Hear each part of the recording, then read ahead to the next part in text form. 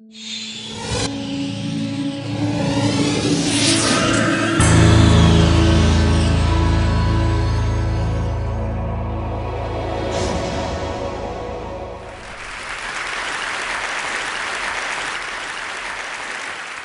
that's kind of an obvious statement up there. I started with that sentence about 12 years ago, and I started in the context of developing countries. But you're sitting here from every corner of the world, so if you think of a map of your country, I think you'll realize that for every country on earth, you could draw little circles to say these are places where good teachers won't go. On top of that, those are the places from where trouble comes. So we have an ironic problem. Good teachers don't want to go to just those places where they're needed the most. I started in 1999 to try and address this problem with an experiment, which was a very simple experiment in New Delhi. I basically embedded a computer into a wall of a slum in New Delhi. The children barely went to school, they didn't know any English, they'd never seen a computer before, and they didn't know what the internet was. I connected high-speed internet to it, it's about 3 feet off the ground, turned it on and left it there. After this, we noticed a couple of interesting things which you'll see, but I repeated this all over India and then through a large part of the world, and noticed that children will learn to do what they want to learn to do. This is the first experiment that we did. 8-year-old boy on your right, teaching his student, a 6-year-old girl, and he was teaching her how to browse. This boy here in the middle of central India, this is in a Rajasthan village, where the children recorded their own music and then played it back to each other. And in the process, they enjoyed themselves thoroughly. They did all of this in 4 hours after seeing the computer for the first time. In another South Indian village, these boys here had assembled a video camera and were trying to take the photograph of a bumblebee. They had downloaded it from Disney.com or one of these websites, 14 days after putting the computer in their village. So at the end of it, we concluded that groups of children can learn to use computers and the internet on their own, irrespective of who or where they were. At that point, I became a little more ambitious and decided to see what else could children do with a computer. We started off with an experiment in Hyderabad, India, where I gave a group of children, they spoke English with a very strong Telugu accent. I gave them a computer with a speech-to-text interface, which you now get free with Windows, and asked them to speak into it. So when they spoke into it, the computer typed out gibberish. So they said, oh, it doesn't understand anything of what we are saying. So I said, yeah, I'll leave it here for 2 months. Make yourself understood to the computer. So the children said, how do we do that? And I said, well, I don't know, actually. And and I left.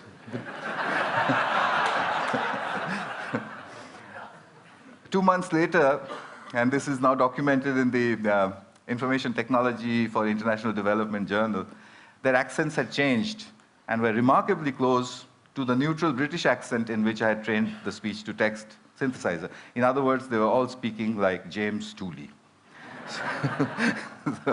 So you can, they could do that on their own. After that, I started to experiment with various other things that they might learn to do on their own. I got an interesting phone call once from Colombo, from the late Arthur C. Clarke, who said, I want to see what's going on. And he couldn't travel, so I went over there. He said 2 interesting things. A teacher that can be replaced by a machine should be. The second thing he said was that if children have interest, then education happens. And I was doing that in the field, so every time I would watch it and think of him. Possible. And they can undoubtedly help people because the children very quickly learn to navigate the web and find things which interest them. And when you've got interest, then you have education. I took the experiment to South Africa. This is a 15-year-old boy. This machine, I play games like animals, and I listen to music. And I asked him, do you send emails? And he said yes, and they hop across the ocean. This is in Cambodia, rural Cambodia. A fairly silly arithmetic game, which no child would play inside the classroom or at home. They would, throw it back at you. They'd say, this is very boring. If you leave it on the pavement, and if all the adults go away, then they will show off with each other about what they can do, which is what these children are doing. They're trying to multiply, I think. And all over India, at the end of about 2 years, children were beginning to Google their homework. As a result, the teachers reported tremendous improvements in their English. Rapid improvement in all sorts of things. They said they've become really deep thinkers and so on and so forth. And indeed, they had. I mean, if there's stuff on Google, why would you need to stuff it into your head? So at the end of the next 4 years, I decided that groups of children can navigate the internet to achieve educational objectives on their own. At that time, a large amount of money had come into Newcastle University to improve schooling in India. So Newcastle gave me a call. I said, I'll do it from Delhi. They said, there's no way you're going to handle £1 million worth of university money sitting in Delhi. So in 2006, I bought myself a heavy overcoat and moved to Newcastle. I wanted to test the limits of this system. The first experiment I did out of Newcastle was actually done in India, and I set myself an impossible target.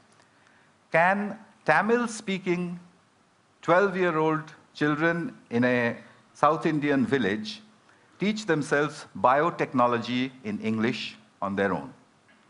And I thought, I'll test them, they'll get a 0, I'll give them material, I'll come back and test them, they'll get another 0, I'll go back and say, yes, we need teachers for certain things. I called in 26 children, they all came in there, and I told them, look, there's some really difficult stuff on this computer. I wouldn't be surprised if you didn't understand anything. It's all in English, and I'm going. So I left them with it. I came back after 2 months, and the 26 children marched in looking very, very quiet. I said, well, did you look at any of the stuff? They said, yes, we did. Did you understand anything? No, nothing. So I said, well, how long did you practice on it before you decided that you understood nothing? They said, we look at it every day. So I said, for 2 months you were looking at stuff you didn't understand. So a 12-year-old girl raises her hand and says, literally, apart from the fact that improper replication of the DNA molecule causes genetic disease, we've understood nothing else.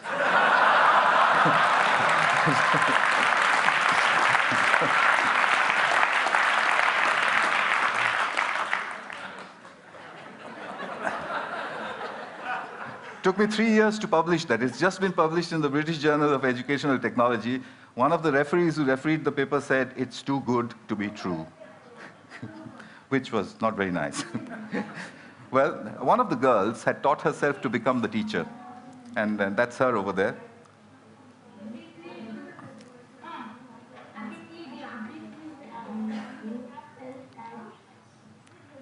Remember, they don't study English. Where is it? Where is it? Neuron?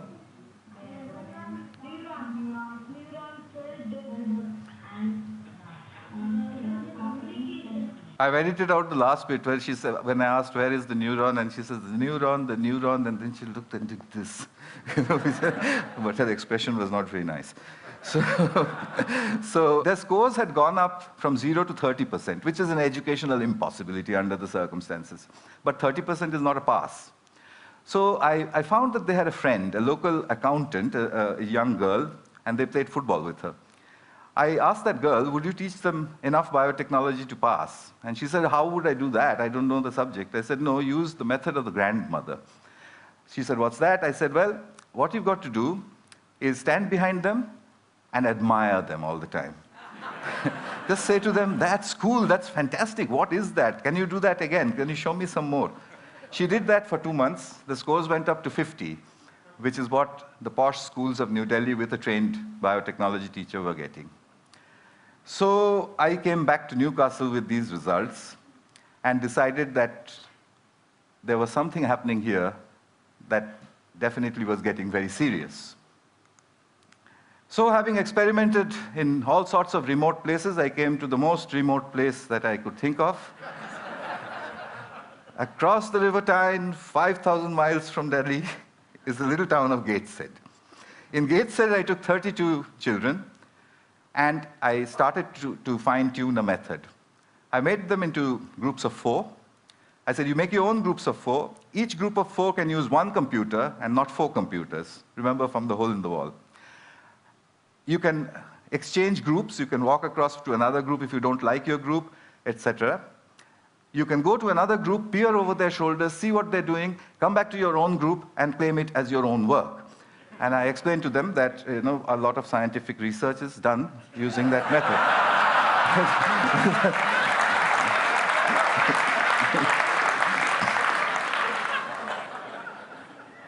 The children enthusiastically got after me to say, now what do you want us to do? I gave them 6 GCSE questions. The first group, the best one, solved everything in 20 minutes. The worst, in 45.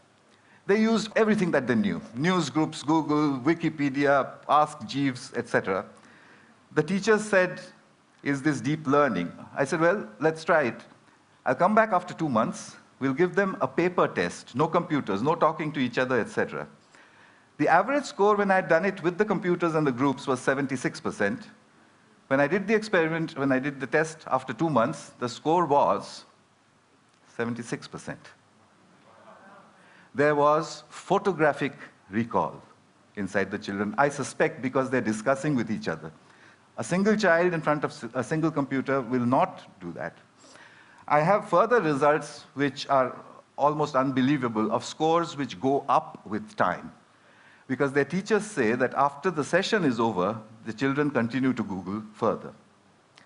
Here in Britain, I put out a call for British grandmothers after my Coupam experiment. Well, with the very vigorous people, British grandmothers, 200 of them volunteered immediately. The deal was that they would give me 1 hour of broadband time sitting at their homes 1 day in a week. So they did that, and over the last 2 years, over 600 hours of instruction has happened over Skype using what my students call the granny cloud. My granny cloud sits over there. I can beam them to whichever school I want to.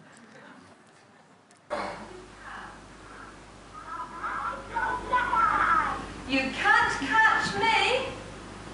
You say it. You can't catch me. I'm the gingerbread man. Well done. Very good. So we get power of the supreme. Back in Gateshead, a 10-year-old girl gets into the heart of Hinduism in 15 minutes. Stuff which I don't know anything about. 2 children watch a TED Talk. They wanted to be footballers before. After watching 8 TED Talks, he wants to become Leonardo da Vinci.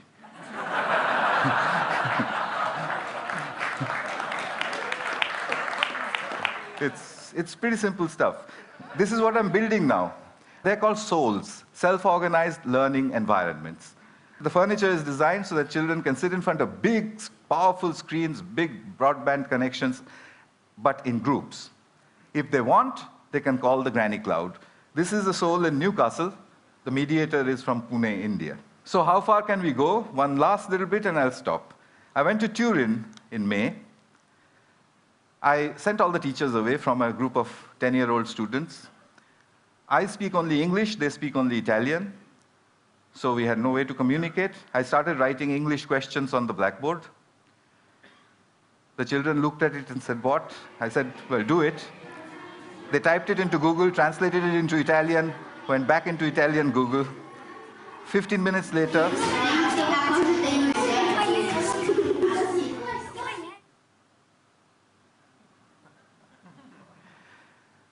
next question, where is Calcutta? This one, they took only 10 minutes.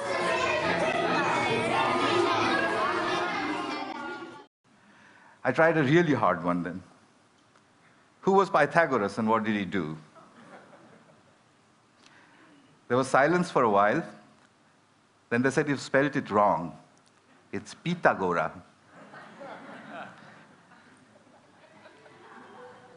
And then, in 20 minutes, the right angle triangles began to appear on the screens. It just sent shivers up my spine. These are 10-year-olds.